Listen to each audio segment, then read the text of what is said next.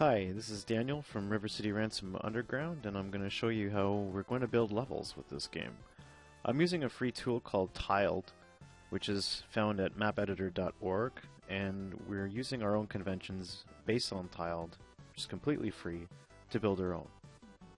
So what we're doing here is adding an image layer, and we'll add a bunch of other layers too, but this image layer will be the first step in any level, adding a background image as a backdrop.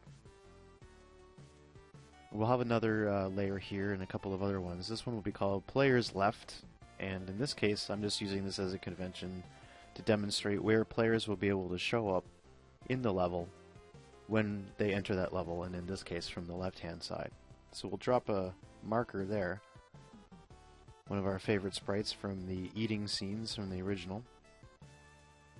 And I'm going to add an edges layer, which will help us with things like walls. And I'm going to add a platforms layer, which I'll show you in this video. So now that we've done that, I'm going to flip over to the Rcr Pipeline, which is just a tool that we wrote to take all the animations and the level data and smash them together inside the engine. Then we're going to start things up. And there we go. We're standing where we thought we would stand, and we're in the backdrop for the arcade, just like in the level design tool that we just used. Jumpity jump. Alright, so let's get a little more complicated. We can actually start adding objects. We'll do that by selecting the objects layer and dragging a few objects onto the screen. Got a token machine, and now I'll add one of those great looking arcades. Let's add another one for fun. And so we are able to iterate pretty quickly between the pipeline and the tiled tool so that we can give ourselves some immediate feedback as we're building these levels. Okay, so now you can see that the objects that we wanted in the game are now there.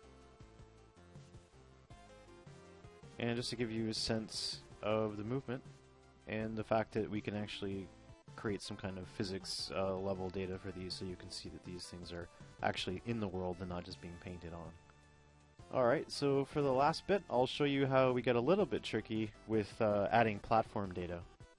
The first thing we'll do is add the air hockey sides of the table, and I'll also snap on the top as well. So we'll select the platform layer now to let Tiled in our engine know about the platform information, that this is actually something that we can jump on. Now this is pretty rough and just a really a sketch of how this will be done, so the lines aren't very accurate in this case. So that's all I've done here, is added some platform data to the level.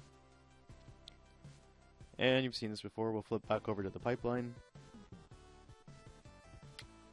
smash everything into the engine, start it up. Alright, so now I can run to the other side of the screen, and I should see my air hockey table there as I expected it to. And I can jump on it now. Start my jump up, and you can see some trajectory information there in the debug viewer. But the idea is that I can now jump on this platform. And that's it. So this is how we're going to build our level designs for River City Ransom Underground.